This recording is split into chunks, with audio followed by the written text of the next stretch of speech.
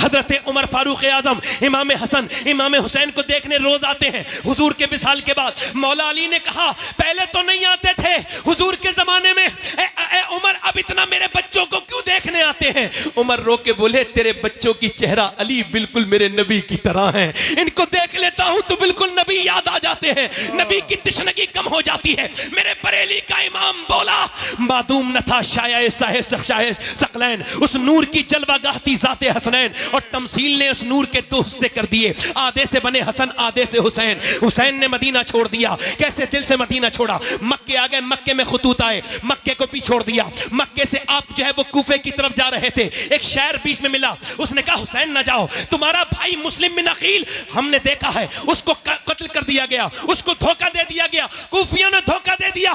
इमाम ने फरमाया मेरे भाई का तूने कहां देखा? कहा हमने उसको देखा कि वो कूफे के चौराहे पे लटका हुआ है आपका भाई। इमाम ने फरमाया अल्लाह तेरा शुक्र है कि मेरा भाई झुका नहीं मगर लटक गया। अल्लाह अकबर। फरमाया झुके हुए तो नहीं देखा ना, तवज्जो करना, थोड़ी देर की गुफ्तगू रह गई है मेरी, ध्यान से सुनना, और अगर आपने ध्यान दिया तो करबला पहुंच जाओगे। चूंकि मेरे इश्क मुझको ले चल तू ही जाने बे मदीना, करम ये मुझ पे किया है मेरे तसव्वुर ने कि आज खींच दी तस्वीरें यार आंखों में। ये करबला इमाम गए, मोहनदास करमचंद गांधी हिंदुस्तान के राष्ट्रपिता, और उनका फोटो उस पे आता है काय पे नोट पर। उनसे किसी ने पूछा ये आपका ये सूती कपड़ा है, ये आपकी धोती है, ये आपके कपड़े हैं और ये आपके पास चरखा है, क्या इससे ब्रिटिश एम्पायर से लड़ेंगे? आपका दिमाग ठीक है? दिमाग तो ठीक है, इतनी बड़ी ताकत से लड़ेंगे? कब मेरी हिम्मत नहीं होती थी, गांधी बोले। कब फिर मगर बोले जब मैंने करबला को पढ़ा और जब 72 शोहदा को पढ़ा तो मेरी हिम्मत हो गई, मैंने देख लिया कि 72 को मिटाने के लिए 22,000 आर्मी आई थी, मगर करबला के मैदान गवाही दे रहा है कि 22,000 का नामो निशान मिट गया, मगर 72 के ख़ैमे आज भी करबला के मैदान में लगे हुए हैं। 72 के ख़ैमे अब भी करबला के मैदान में, बोलो बोलो, करबला के मैदान में, करबला के मैदान में लगे हुए हैं। इमाम मेरा करबला गया है, इमाम कहता है मैं यजीद की बैत नहीं करूंगा, और फिर तकरीर करते हैं मुझे पहचानते नहीं, मैं हुसैन इब्न अली हूं, मुझे पहचानो, मैं नाना के कांधे पर बैठा था। जब कांधे पर बैठा था तो हजरत उमर ने कहा था कितना अच्छी सवारी है हुसैन तेरी, तो मेरे नाना ने कहा था उमर तूने सवारी तो देख ली मगर सवार भी तो देख कितना अच्छा है। मैं वही हुसैन हूं, आज मैं यहां पे खड़ा हूं। इमाम आ गए, तवज्जो करना थोड़ी देर, नौजवानों आपकी बहुत खास तवज्जो चाहता हूं, अल्लाह करे तो ये मजमा और ये महफिल मैं जहां चाहता हूं वहां पहुंच जाए। हुसैन इब्न अली हैं। अब आपने फरमाया जंग नहीं मैं नहीं करता, मुझे जाने दो, अब मैं किसी और मुल्क में चला जाऊंगा। रिवायतों में लिखा है, पूछा कहां, तो आपने फरमाया मैं हिंदुस्तान चला जाऊंगा। अल्लाह। मगर उनको क्या करना था, बेअत लेनी थी। बेअत का मतलब है बिक जाना। क्या मतलब?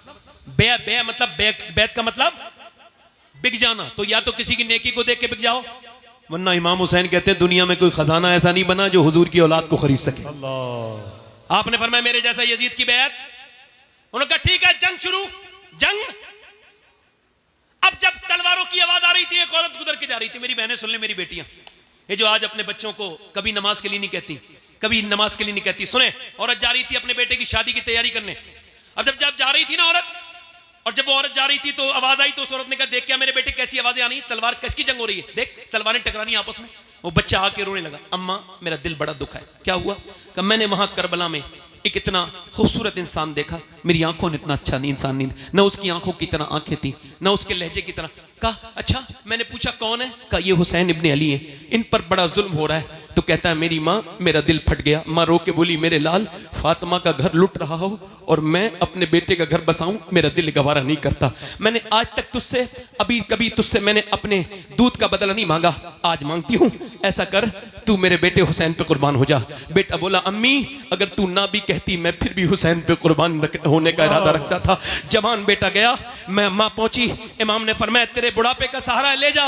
लगी मुझे बुढ़ापे का नहीं, कयामत का सहारा चाहिए हुसैन, मुझे कयामत का सहारा चाहिए, बुढ़ापा तो मेरा गुजर जाएगा। इमाम ने फरमाया ठीक है। अब जब उसका बेटा चला तो इमाम की तरफ उसकी माँ आंखों से आंसू ला के बोली हुसैन मेरे बेटे को जब नवाजो तो इसकी माँ को भी नवाजना कयामत के दिन। मेरे इमाम ने फरमाया ठीक है। जब बेटा गया जवान तो बूढ़ी ने ऐसे करके अपनी झोली फैलाई, ऐ अल्लाह मेरे बेटे की शहादत कबूल कर ले, मेरे लाल की, ऐ अल्लाह कबूल कर उसकी दुआ पूरी नहीं हुई है, ये गर्दन कटी उसकी और आकर के गिर गई झोली में। मां ने उसके बाल पकड़े और उठा करके सर को फेंका यजीदियों में और कहा जो चीज हम अल्लाह की राह में दे देते हैं वापस नहीं लेते,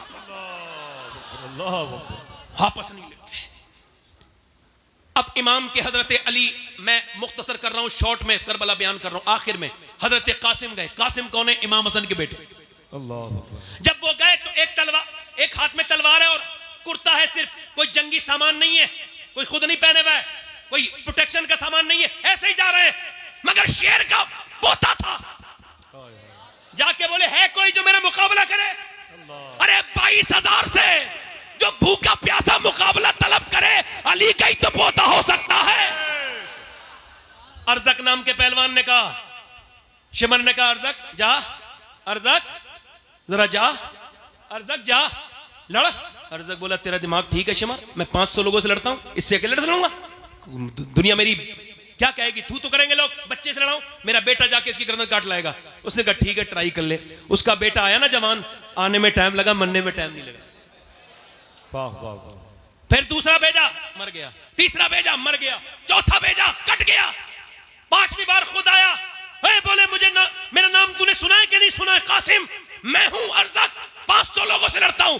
हजरत कासिम बोले मैंने तेरा नाम नहीं सुना, मगर तूने मेरे दादा अली का नाम जरूर सुना होगा। और मैं आ जा। और वो जब आया आपने फरमाया तेरा दिमाग खराब, तेरे होश खराब हो गए, तेरा बच्चे का मर गया, तू तेरे घोड़े की जीन तक खुली हुई है। उसने नीचे गर्दन की ना ऐसी तलवार मारी, गर्दन ओ दूर जाके गिरी। आवाज आई अली का वो घर है जिस घर का हर एक बच्चा जहां पैदा हुआ शेरे खुदा मालूम होता है। इमाम कासिम, अच्छा अब 22,000 लोग जब तीर चलाएंगे एक आदमी पर तो क्या होगा? शहीद हो गए। अब जब शहीद हुए ना तो और लाशों को इमाम उठा के लाए थे, तवज्जो करना मेरे इमाम पर, जब उठा के लाए थे और लाशों को तो गोद में उठा के लाए थे, मगर इनके लिए आपने नीचे को कपड़ा रखा और फिर टुकड़े उठा उठा के सर पांव अपने भतीजे के गठरी बांधी और फिर लेकर के आए। और फिर इमाम ने ना अपने छोटे बेटे की, बड़े बेटे के पास गए, वो भी शहीद जब होने गए, हजरत अली अकबर, तो देखा आंखों में आंसू थे। इमाम ने फरमाया मेरे अली अकबर, किसी शहीद की आंखों में आंसू नहीं देखे, मेरे बेटे तेरी आंखों में आंसू क्यों हैं? तो बेटा रो के बोला अब्बा मेरे बाद आप अकेले रह जाओगे। 18 साल का। इमाम ने कहा नहीं नहीं, तेरी दादी तुझे जन्नत में देखना चाहती है, इंतजार कर रही है, तेरे नाना जा तेरा इंतजार कर रहे हैं। इमाम अपने बेटे को उठाया, जो जवान बेटे की मैयत पे न रोया वो हुसैन। इमाम फिर वापस आए, 6 महीने के बच्चे की कब्र बनाई है बस अली असगर की, और करबला में कोई कब्र नहीं बनाई आपने अपने हाथ से, एक ही कब्र बनाई। क्यों? क्योंकि बाद में घोड़े दौड़े थे, और अगर 6 महीने के बच्चे पे घोड़े दौड़ जाते ना तो अल्लाह उस कौम को बर्बाद कर देता, उलमा कहते हैं बर्बाद कर देता। इमाम ने अब मेरी आखिरी तकरीर का हिस्सा है, बड़े ध्यान से आपसे बड़ी अल्लाह रसूल का वास्ता देके कहता हूँ, बड़े ध्यान से सुनिएगा। मेरे इमाम ने अपने नाना का जुब्बा पहन के और अमामा बांधा नाना का, और हाथ में जब साफा, हाथ में तलवार ली तो पीछे से 21-22 साल के बच्चे ने हाथ रख दिया, पीछे मुड़ के देखा हजरत ज़ैनुल आबिदीन थे। अब्बा मुझे छोड़ के जाओगे?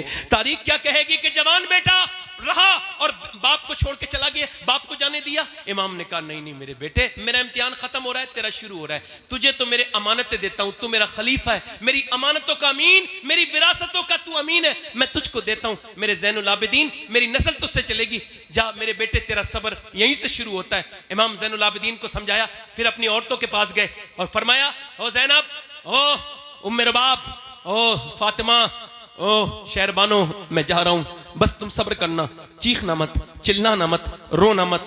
अल्लाह अकबर। सैयदा ज़ैनब ने कहा किसके सहारे छोड़ के जा रहे हैं?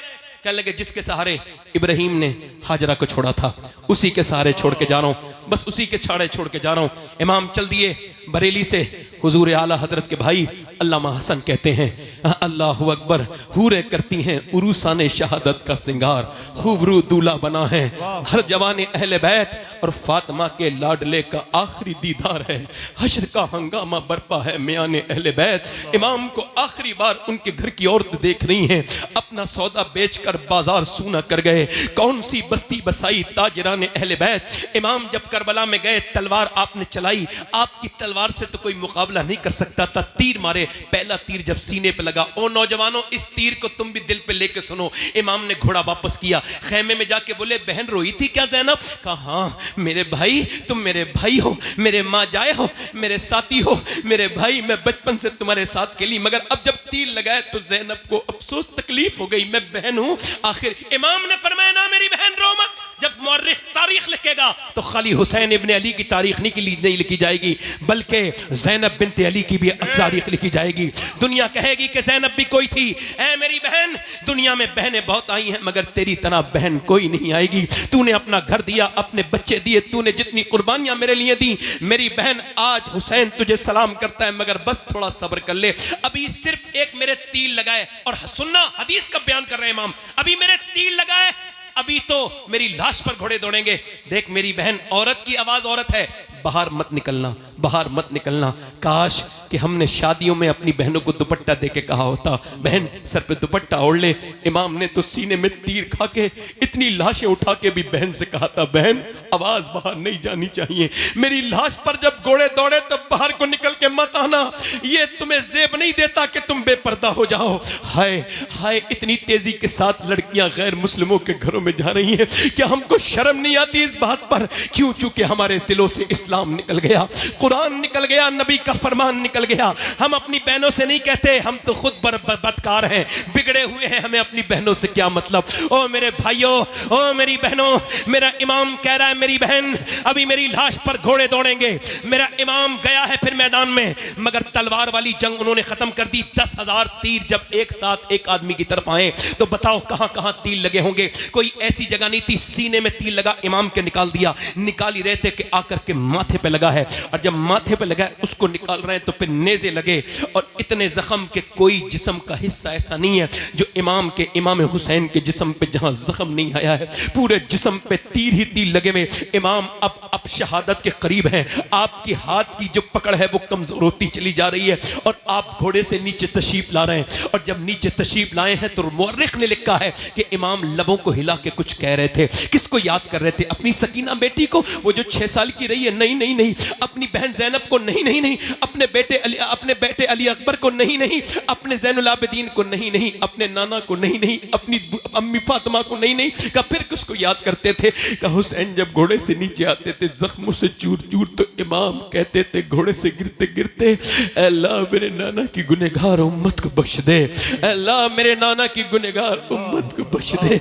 इतने जख्मों के बाद हुसैन ने क्या कहा है? अल्लाह मेरे नाना की उम्मत को बख्श दे। आज ये उम्मत कहाँ खड़ी है? ये उम्मत बर्बादी की तरफ जा रही है। ये नौजवान लड़के, इनकी तन्हाइयां बर्बाद है। ये नौजवान क्या कहेंगे? मेरा इमाम फिर नीचे आया है, और आने के बाद नमाज पढ़ चुके थे, सजदा करने गया है, शमशीर बकफ कातिल हो खड़ा, और कोई रहे सजदे में पड़ा। कहती है ज़मीन करबला इस शान का सजदा खेल नहीं। मेरे इमाम ने सजदे में सर रख दिया है, सजदे में सर रखता है मेरा इमाम, और जब कहता है अल्लाह की हमद बयान करता है तो फरिश्तों से अल्लाह कहता है, तुम कहते थे कि तुम काफी हो सजदों के लिए, बताओ क्या तुम ऐसा सजदा कर सकते हो जैसा हुसैन ने किया है? जो मैं जानता हूं वो तुम नहीं जानते फरिश्तों। एक बाप जब अपने बेटे को दफनाता है तो उसका दिल को क्या गुजरती है, तुम फरिश्ते हो, तुमको क्या पता कि एक बेटे को दफन करने के बाद सजदा करना कैसा सजदा है। अपनी बेटियों बहनों की प्यास के बाद सजदा करना कैसा सजदा है। ऐसा दुनिया में सजदा नहीं हुआ कि सर सजदे में है, ऊपर से खंजर चल रहा है। और ये कौन सी गर्दन है? ये वही गर्दन है जिसे मेरे नबी चूमा करते थे, ये वही गर्दन है। आज ऊपर से खंजर चल रहा है। अल्लाहु अकबर। उस आखिरी नमाज का आलम न पूछिए। इस्लाम जिंदा कर गया सजदा हुसैन का। सजदे तो सबने किए, मगर हुसैन तेरा अलग अंदाज है। तूने वो सजदा किया जिस पे खुदा को नाज है। इमाम की गर्दन काट दी गई है, अब घोड़े दौड़ रहे हैं इमाम के ऊपर। मगर मैं उन औरतों को भी आओ सलाम कर दूं, अहले बैत की उन औरतों को सलाम कर दूं जिनकी तरबियत सैयदा फातिमा ने की है। आओ सलाम करें उनको कि इधर घोड़े दौड़ रहे हैं लाशों पर, उधर सूरज डूब रहा है, पानी तो है नहीं उन औरतों के पास। उनके पास क्या है? करबला की ज़ैनब के पास सिर्फ मिट्टी है। मिट्टी से तयम्मुम करके ज़ैनब सजदे में चली गई, मिट्टी से तयम्मुम करके सकीना सजदे में है। मैं कहता हूं ऐसी भी कोई औरत नमाज पढ़ सकती है। उधर बेटों की हड्डियों पे जब घोड़े दौड़ते हैं तो चटाक चटाक की आवाजें आती हैं, उधर सजदे में औरतें नमाजें पढ़ रही हैं। ये कौन है? ये नबी के घर की औरतें हैं, ये नबी के घर की औरतें हैं जिन्होंने नमाज नहीं छोड़ी। ऐ लोगों, मौत करीब करीब है। ये तुम्हारी दुनिया, तुमको जाओ पोस्टमार्टम हाउस पे मुरादाबाद जाओ, जाओ संभल के पोस्टमार्टम हाउस पे जाओ, जाओ जाकर के देखो कितनी लाशें पड़ी हैं। मेरी और आपकी तरह उन्हें चीरने वाला नहीं है। वो चीरने वाले कहते हैं हमारे पास टाइम नहीं, कल चीरेंगे, और कल वो चीरते हैं शराब पी करके। अब तो ग्लेंडर चल गया है, पहले तो फाड़ते थे, अब ग्लेंडर से चीरते हैं, पूरा जिस्म फाड़ देते हैं। कौन सी दुनिया में लगे हुए हो? फाड़ देते हैं। हुजूर फरमाते जब मुर्दे का हाथ पकड़ता है ना गस्साल, तो मुर्दा कहता है आराम से उठा, तेरे उठाने से बड़ी तकलीफ होती है। जब हाथ उठाने से तकलीफ होती है तो बोलो। जब वो चीरते हैं और फिर सीते भी कैसे हैं, ऐसे करके बड़ी प्लास्टिक की रस्सी से चीरते हैं पूरा ऐसे करके, तो उस वक्त कितनी तकलीफ होती होगी। मैं तो दिन रात सफर में रहता हूं, बार बार दुआ करता हूं, ऐ अल्लाह पोस्टमार्टम वाली मौत से बचा लेना मेरे मालिक। पोस्टमार्टम वाली मौत से कैसी खबरें तुम्हारे बाप दादे की खबरें तुमसे कह रही हैं, उनका मरना तुम्हारे लिए काफी नहीं था। कब तक नौजवानों मोबाइलों पे अपनी जिंदगी बर्बाद करते रहोगे? कब तक तुम गेम खेलने के लिए पैदा हुए थे? नहीं, तुम गेम खेलने के लिए नहीं, तुम तो मेरे नबी की आंखों की ठंडक हो, तुम तो मेरे हुजूर का प्यार हो। खुदा की कसम, तुम मेरे सरकार का प्यार हो, मेरे नबी का प्यार हो। तुमको पता नहीं नादानो कि तुम अपने घर में सोते रहते हो, मगर मेरे नबी आज भी अपने मजार में तुम्हारे लिए दुआ कर रहे हैं, आज भी दुआ कर रहे हैं। क्या बताओ किससे दिल लगा लिया? आओ आकर के कहें रब हमको माफ कर दे, हम बड़े गुनहगार हैं, हमको माफ कर दे मौला, हम बड़े खतेकार हैं। आओ इस महफिल में आज कहें। एक आखिरी बात बयान करता हूं और बात को इन सारे बुजुर्गों उलमा के सामने खत्म करता हूं, बात को इनकी बरकतों से बात खत्म करता हूं। बात यह है, किफल नाम का लड़का था। हुजूर फरमाते हर रात नई लड़की बुलाता था, यानी एक नाइट एक लड़की, यानी वो नई लड़की बुलाता था। ढूंढवा के इतने पैसे थे उसके पास, एक रात में एक लड़की की इज्जत खराब करता था। हुजूर फरमाते एक लड़की आई ना तो वो रोने लगी। इसने कहा पैसे नहीं दिए जो मेरी रात खराब कर रही है, मूड खराब कर रही। कहा पैसे तो मिले। कहा रोती क्यों है? कहा मैं इस वजह से रो रही हूं, मेरा बाप ना मरा होता मैं कभी ना आती। कहा क्यों? कहा मेरा बाप मर गया, मेरे बहन भाई भूखे हैं और मैं अल्लाह से डर रही हूं, मेरे मालिक मुझे माफ कर देना, मेरे बहन भाई भूखे ना होते तो कभी ना आती। कहा तू अल्लाह से डर रही है? कहा हाँ, मैं अपने अल्लाह से डर रही हूं, मेरा रब मुझे देख रहा है, जब मैं सजदे करती हूं तब भी देखता है, मैं तेरे घर पे इज्जत खराब कराने आई हूं तब भी अल्लाह देख रहा है। वो रो के बोली अल्लाह मुझे माफ कर देना, मैं भूख की वजह से ऐसा कर रही हूं। हुजूर फरमाते उस रोने वाली के दिल वजह से उसका दिल धुल गया। आंसू किसी के होते हैं और दिल किसी का धुल जाता है। वो रो के बोली मालिक, जब वो रोई ना तो अल्लाह ने किफल का दिल धो दिया। वो बोला मालिक जा, मैंने तुझे अपनी बहन बनाया, ले पैसे ले। उसने सारे पैसे दे दिए, नहीं 10 लाख रुपए उसको दे दिया। वो तो चली गई। ये सजदे में गिर के बोला मालिक एक बार आई थी, हाथ भी नहीं लगाया, इतना रोई थी, मैं तो पूरी जिंदगी का पापी हूं, कितनी रातें खराब कर दी मैंने मेरे रब। मैं जानता हूं कि मैं बेकार हूं, मगर तुझे तो पता है ना कि मैं गलत रास्ते पर हूं। ठीक है कोई बात नहीं, मैं नादान हूं, मगर तू करीम है, मुझे माफ कर दे। अगर मेरे जैसा गुनहगार कोई नहीं तो तेरे जैसा करीम कोई नहीं। ऐ मेरे रब, मेरी सांसें मौत की तरफ मुझे लेके जा रही हैं। ऐ बेपनाह ताकतों वाले, अगर मेरे जैसा गुनहगार कोई नहीं तो तेरे जैसा करीम भी कोई नहीं। ऐ रब, मैं गुनहगार पड़ा हूं, ऐसा रोया। हुजूर फरमाते अटैक हो गया, दिल का दौरा पड़ गया। कोई बंदा तेरे दर पे जो आंसू रोल देता है, मेरे मौला दरे तौबा तू उस पर खोल देता है। मर गया। सुबह को कोई जनाजा उठाने वाला नहीं आया। इसका जनाजा उठाएंगे बदकार का, खराब इंसान का, पापी का, कोई नहीं आया। अल्लाह ने फरिश्तों को भेजा। दोपहर के वक्त में इसके दरवाजे पे बड़े बड़े जली लफ्जों में लिख के गए फरिश्ते, इन्नल्लाह कद गफर लिल किफले, ये जो किफल है ना इसे अल्लाह ने बख्श दिया है, इसको बख्श दिया है। पूछा ऐ अल्लाह क्यों बख्श दिया? का वो रो दिया था। अल्लाह फरमाता है मेरे महबूब मेरे बंदों से कह दे कि जब ये रोता है ना तन्हाई में, और इसका जब एक आंसू ढलक के गाल तक आता है, मैं सारे गुनाह उसी वक्त माफ कर देता हूं, सारे गुनाह माफ कर देता हूं। आओ इस महफिल में तौबा कर लें। अतः बताओ जरा, अपनी हाथ उठा के बताओ, दोनों हाथ उठा के हाथ बताओ, उठाओ, कौन कौन इमाम हुसैन के नाम पे गर्दन गिरा देगा? नीचे हाथ कर लें। एक दूसरे की तरफ ना देखना, मुस्कुराना नहीं, जरा थोड़ा सा काम है। मैं किसी को वो नहीं दे सकता तौफीक, मगर फिर भी वो नौजवान चाहता हूं जो हुजूर के नाम पे गर्दन गड़ा देंगे। दोनों हाथ उठा के बताएं।